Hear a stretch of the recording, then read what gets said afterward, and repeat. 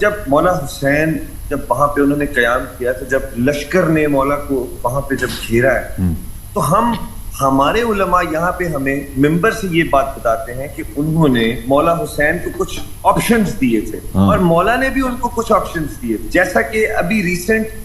مجالس میں ہم نے جو یہ محرم 1446 کا اب گزرا ہے، اشرا ایک علامہ صاحب نے یہاں پہ پڑھا ہے تو انہوں نے یہ کہا ہے کہ مولا حسین نے کہا تھا کہ آپ میرا رستہ مت رک، مجھے 2 سے 3 ریاستوں کے نام بتائے گئے، میں وہاں پہ موو کر جاؤں تو آپ مجھے جا لینے دیں۔ تو اس کی کیا حقیقت ہے کہ کیا امام حسین علیہ السلام جو ہے وہ یزیدیوں کو اور ان کا جو لشکر تھا کیا ان کو بائی پاس کر کے وہاں سے موو ہو جانا چاہتے تھے، یا ان کا کوئی مشن تھا کہ وہ جا کہاں رہے تھے؟ دیکھیں یہ تو پتہ ہے کہ امام حسین علیہ السلام نکلے تھے، لیکن ان کا اسٹاپ بیسیکلی کیا تھا ان کا؟ اب یعنی کہ اگر آپ کو پتہ ہے تو امام آپ سے پوچھنا چاہتے ہیں کہ وہ کس سمت جا رہے تھے؟ ان کا اگر یزیدی ان کا وہ نہ روک، مولا قیام وہاں پہ نہ، تو مولا کی فائنل ڈیسٹینیشن کیا تھی اور وہ کون سا ڈفرینس دیکھیں جا رہے؟ جی بالکل، اگر وہ نہ روکتے نا، لشکر سامنے سے لشکر نہ آتا تو ان کا منزل کوفہ تھا، کوفہ جہاں پہ امیر المؤمنین علیہ السلام کا دارالخلافہ رہ چکا تھا، اور وہ دارالخلافہ تھا پورے اس ریجن کا، یعنی آپ عراق سے لے لیں وہ ایران تک، خراسان تک، یہ سب انڈر آتا تھا کوفے کے، کوفہ اور بصرہ کے۔ تو یہ ان کا یہاں پہ مسلم ابن عقیل گئے تھے نا، پہلے انہوں نے مسلم ابن عقیل کو سلام اللہ علیہ کو بھیجا تھا، اور لوگوں نے ان سے بہت ہی وعدے کیے، ان سے بہت ہی بیعتیں کی، پھر آخر میں ان کو بے دردی کے ساتھ شہید کیا گیا تھا، لیکن اس وقت وہ امام حسین علیہ السلام مکے سے نکل چکے تھے، راستے میں خبر ملا کہ مسلم شہید ہو چکے۔ مسلم نے خط لکھا تھا کوفے سے کہ آپ تشریف لائیں، لوگ ادھر آپ کے ساتھ ہیں، لوگوں نے بیعت کی، آپ تشریف لائیں، لیکن اس کے بعد حالات بدل گئے، پھر مسلم شہید ہو گئے، تو امام حسین علیہ السلام نکل گئے تھے، اور ان کے پاس امام حسین علیہ السلام کا مقصد منزل کہاں تک؟ کوفہ تھا ان کا، جیسے ان کو دعوت دی گئی تھی کوفہ آنے، تو وہ کوفہ جا رہے تھے۔ تو کوفہ میں بنی امیہ کے جو لوگ تھے انہوں نے یزید کو خط لکھا تھا، یہاں پر امام حسین علیہ السلام کے جو ہوادار اور حامی ہیں، یہاں پہ بہت ان کی حرکات بہت میں شدت آئی ہے، یہاں پہ مسلم ابن عقیل بھی کوفہ میں ہیں، وہ یزید کے لیے امام حسین علیہ السلام کے لیے بیعت لے رہے ہیں۔ تو آپ کا جو گورنر بصرہ میں کوفہ میں، یہ بہت ہی سافٹ آدمی ہے، نرم آدمی ہے، یہ کنٹرول نہیں کر سکے گا، یہاں پہ آپ ایک لائق آدمی کو بھیج۔ تو یزید اس زمانے میں مثلا جب اس طرح کے ارجنٹ خطوط ہوتے تھے نا، تو وہ اس کا جو ایلچی ہوتا تھا بہت اسپیڈ سے جاتا تھا، گھوڑے پہ بہت اسپیڈ سے، مثلا 1-2 دن میں وہ کوفے سے شام تک پہنچ جاتا تھا، کیونکہ آدمی اگر اکیلا ہو اور راستہ پتہ اس کا کام یہی ہو کہ بھائی میں اس کا کام ہے سفر کرنا کوفہ اور شام کے درمیان، تو وہ بہت اسپیڈ سے جاتا ہے۔ لیکن ایک آدمی قافلے کے ساتھ جب جاتا ہے نا، بچے بیوی ساتھ ہیں، تو ہر منزل پہ رکنا پڑتا ہے، آرام کرنا پڑتا ہے، وہ تو سلو ہوتا ہے۔ لیکن اس زمانے میں یہ ہوتا تھا کہ یہ 2 قسم کے لوگ ہوتے تھے نا، سفر جو ہوتا تھا، ایک ہوتا تھا جو پروفیشنل لوگ ہیں، ان کا کام یہی سفر کرنا، کہ خط لے کے جانا، پیغام لے کے جانا، وہ بالکل وہ سرکاری جو خطوط ہوتے تھے نا، گورنمنٹ کے جو حساس ہوتے تھے، وہ تو بہت ہی اسپیڈ سے پہنچاتے تھے۔ تو یزید نے وہاں سے اس کو ہٹا دیا، کوفے کا جو نعمان ابن بشیر کوفے کا وہ گورنر تھا، وہ بڑا سافٹ آدمی تھا بیچارہ کیا کہنا، وہ بھی ملعون ہے، بنی امیہ کا آدمی ہے۔ وہ کہتا تھا لوگوں سے، یہ کہتا تھا کہ بھائی تم اگر ہمارے خلاف نہ اٹھو نا تو ہم آپ کو نہیں چڑھیں گے، بھائی آپ بس حکومت کے خلاف آپ کام نہ کریں، ہم آپ کو تنگ نہیں کریں گے،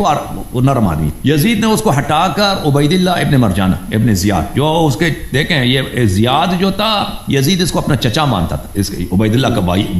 والد جو اس کا چچا نہیں تھا،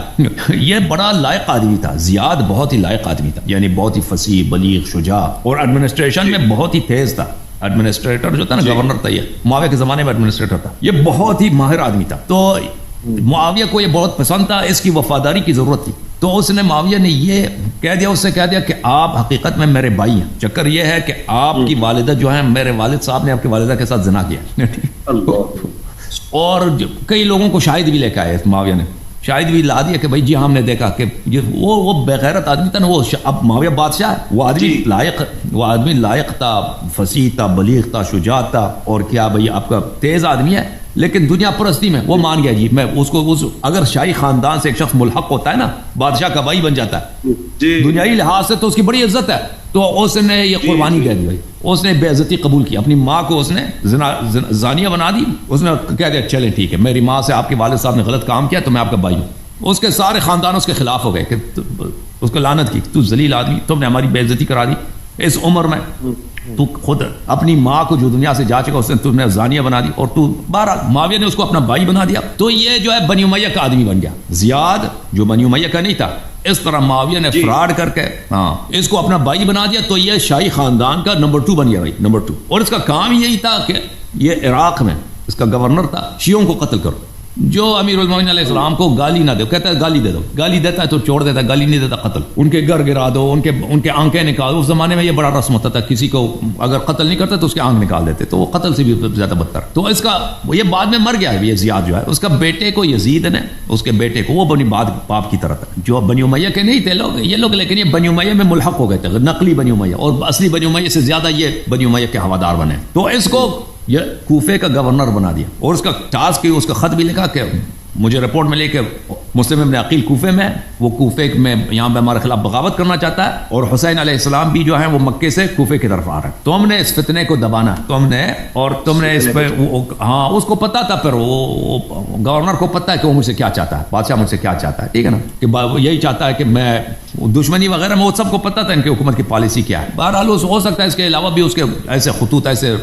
چیزیں ہوں آپس میں کہ ان کے تاریخ میں ذکر نہیں ہے ان کا. پھر عبید اللہ ابن زیاد کو نے امام حسین علیہ السلام کے خلاف کوفے سے لشکر جمع کرنا شروع کر دیا، اور کوفے میں یہ ہر قبیلے پہ اس نے لگا دیا کہ بھئی تمہیں اتنے ہمارے آدمی چاہیے، ضرورت ہے، اگر اتنے آدمی نہیں دے گے لشکر میں تو تمہارا سر قلم ہوگا. تو قبیلے کے سرداروں کو مجبور کیا کہ تم آ جاؤ حسین علیہ السلام کے لیے جنگ میں آ جاؤ. تو ہزاروں کی تعداد میں اس نے لشکر جمع کیا، اور ہر روز لشکر پہ لشکر بھیجتا تھا کربلا کی طرف. عمر ابن سعد کو وہاں پہ کمانڈر معین کیا کہ تم نے ان کو قتل کر دیا. تو امام حسین علیہ السلام کا منزل کہاں تھا؟ منزل تھا ان کا کوفہ. اور اگر یہ راستہ نہ روکتے نا، جیسے مسلم ابن عقیل سے اگر لوگ وفا کرتے، کوفے میں امام حسین علیہ السلام کے آنے سے پہلے، مسلم کا یہی ارادہ تھا نا، مسلم کا ارادہ یہی تھا کہ امام حسین علیہ السلام کے آنے سے پہلے کوفے پہ ہم قبضہ کریں. اگر کوفے پہ ان کا قبضہ ہو جاتا، مسلم کی حکومت بن جاتی، امام حسین علیہ السلام آ جاتے، کوفہ بالکل ایک امن علاقہ تھا ان کے لیے، ان کا اپنا شہر ہوتا. لیکن یہ تو نہیں ہونا، مسلم ان کے آنے سے پہلے شہید ہو گئے اور مسلم کے ساتھ غداری ہو گئی، پھر ہوا جو ہوا. جی اچھا سر،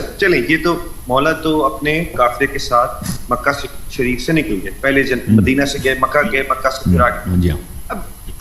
ہم بعض روایات میں تو 72 جیسے کہ 72 شہداء کا ہم نام سنتے ہیں، بعض روایات میں ہم نے سنا ہے کہ یہ تقریباً 100+ لوگ. اب گزارش میری یہ ہے، اس وقت جس انسان کو یا اصحاب کے بچوں کو، یا اگر کوئی رسول خدا کے بہت کلوزسٹ جو تھے وہ بھی زندہ ہوں اگر ایٹ دیٹ، تو جو بھی وہاں پہ زندہ تھے، امام کے قافلے کے علاوہ جتنے لوگ اپنے آپ کو مسلمان کہلواتے ہیں، جن کو یہ پتا ہے کہ مولا نے جیسے قتال کر دیا ہے یزید کے خلاف اور امن کی جانب جا رہے ہیں، اب تمام عالم اسلام کو جو مولا کی ایک آواز، کہ جناب کو پتا ہے کہ سب لوگ حج کی طرف جا رہے ہیں اور مولا جو ہے وہ دوسری طرف جا رہے ہیں اور عمرے میں بدل دیا ہے، ان لوگوں کے لیے کیا حکم، کیا سمجھتے ہیں آپ؟ وہ جو انٹینشنلی یہ سمجھتے ہیں کہ مولا حسین جو رائٹ پہ ہیں، لیکن جنہوں نے انکار کیا، کیونکہ بعض اوقات میں میری گزارش پوری سن لیجیے گا، کیونکہ دوران سفر بھی مولا نے، ہم نے ویڈیوز بھی دیکھی ہیں، مولا کئی جگہوں پر گئے ہیں، انہوں نے جا کے اپنے بعض اصحاب کو یہ اس چیز پہ کہا ہے کہ آپ میرے ساتھ آؤ، بالکل آپ میرے ساتھ آؤ، میرے لشکر میں میرے ساتھ ملو. پہلے اپنے ساتھیوں کو بھجوایا مولا نے، لیکن بعد میں ایک ایسے بھی مولا کے صحابی تھے جن کے پاس مولا خود گئے ہیں، لیکن انہوں نے انکار کر دیا کہ میں نہیں آ سکتا، بلکہ اپنے گھوڑے کی پیشکش بھی کی. تو مولا نے کہا کہ یہ آپ کے کام آئے گا نہ کہ میرے. تو ان لوگوں کو، اب وہ لوگ جو مانتے ہیں کہ مولا صحیح ہے، ٹھیک ہے، مولا حق ہے، لیکن آئے نہیں ساتھ، اور تمام لوگوں کے لیے کیا آپ سمجھتے ہیں، کیا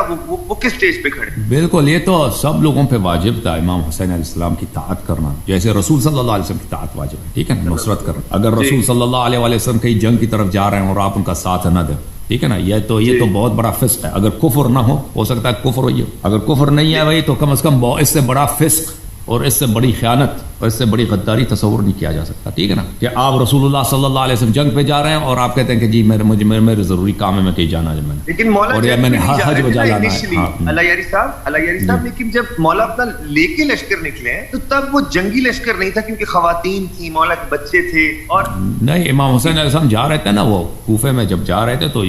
وہ یقینی تھا کہ ان کا ٹکر ہوگا بنی امیہ. بالکل، وہ خود پتہ تھا اگر مکے میں رہیں تو یہاں پہ جنگ ہوگی، یہاں پہ شہید ہو جائیں گے، اور اگر کوفہ چلے جائیں، کوفہ میں جو بھی حالات ہوں، لیکن کوفہ اگر مسلم وہاں پہ مسلم ابن عقیل قبضہ کر لے تو اس کے بعد جنگ تو ضروری ہے. یزید تو اس طرح نہیں بیٹھے گا, یزید بڑا لشکر لے کے آئے گا شام سے, ٹھیک ہے نا, یزید بڑا لشکر لے کے آئے گا شام سے, یا مثلا بصرے میں جو کہ اس بنی امیہ کے لوگ ہیں وہاں سے لشکر آئے گا. وہ یہ تو یہ بنی امیہ کی جو حکومت تھی صرف عراق توڑی تھی. بنی امیہ کی حکومت اس وقت دنیا کی سب سے بڑی عظیم حکومت, یعنی شمال افریقہ سے ہندوستان تک ان کی حکومت تھی. تو یہ تو یقینی تھا کہ وہ جنگ تو ہونا ہے. اور امام حسین علیہ السلام بھی جن لوگوں کو کہہ رہے تھے کہ آپ میرے ساتھ ملیں, وہ ان کو ایسے تو نہیں کہہ رہا تھا کہ آپ سفر میں ایسے ساتھ آ جائیں, ہم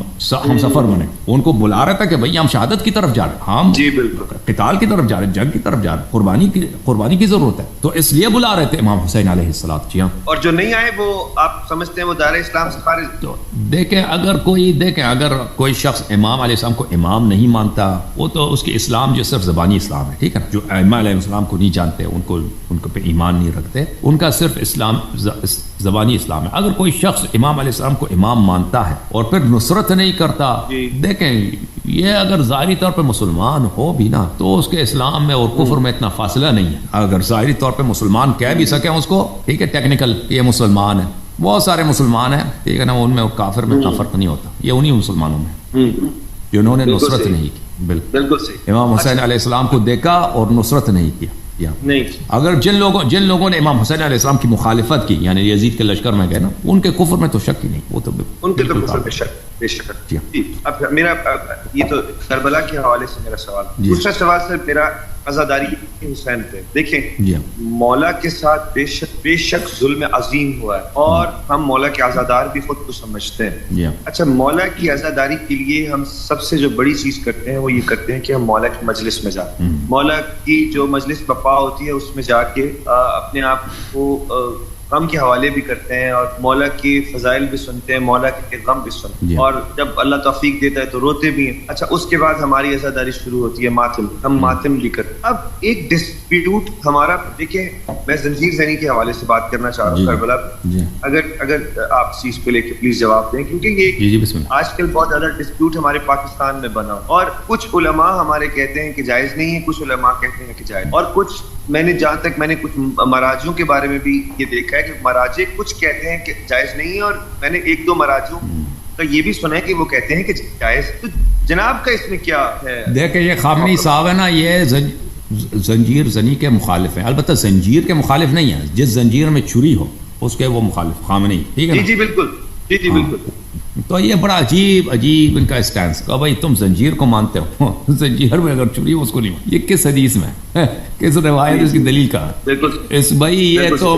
ہاں کہ اگر زنجیر بغیر چھری کے ہے تو وہ جائز ہے, اگر اس میں چھری آ گئی, تیغ آ گیا تو وہ حرام. یہ تم نے کہاں سے نکالی؟ وہ اس کے پاس یہ حدیث روایت کو تو ہے نہیں. وہ اپنی کیا کہتے ہیں اس سے اسلام کی بدنامی ہو. کیا کہتے ہیں؟ اسلام کی بدنامی. ہاں کہتے ہیں اس سے مذہب کا چہرہ بگڑ جاتا ہے. اچھا, مذہب کا چہرہ, دیکھیں میں اس سے اگری نہیں کرتا کہ اس سے مذہب کا چہرہ بگڑتا ہے یا اسلام کی بدنامی یا تشیع کی بدنامی ہو, کیونکہ دیکھیں شیعہ حضرات ابھی سے تو وہ زنجیر تو نہیں مارتے نا. یہ تو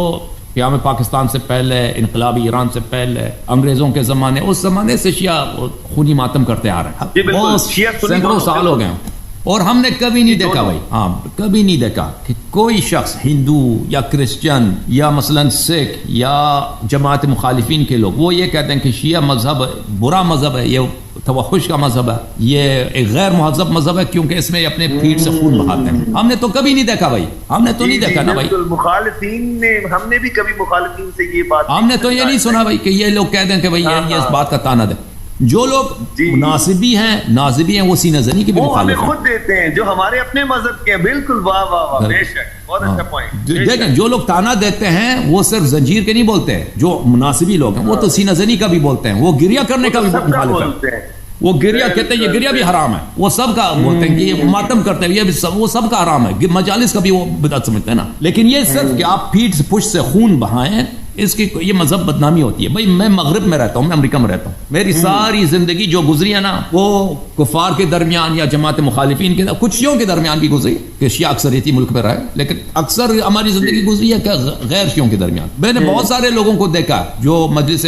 جو زنجیر زنی کے دستوں کو دیکھتے ہیں, انگریز, گورے, یا مثلا آپ کے جو پٹھان دیکھتے ہیں, لیکن وہ نہیں کہتے کہ یہ مذہب برا ہے, کیونکہ انگریز خود زنجیر زنی کرتا ہے نا, کرسچن خود زنجیر زنی. اب کو پتہ ہے کرسچن لوگ خود بھی حضرت عیسیٰ علیہ السلام کے وہ اس میں وہ زنجیر پوش سخون بھی بات ہے وہ ان کا زنجیر بلکہ ہم سے زیادہ سخت ہے کیونکہ وہ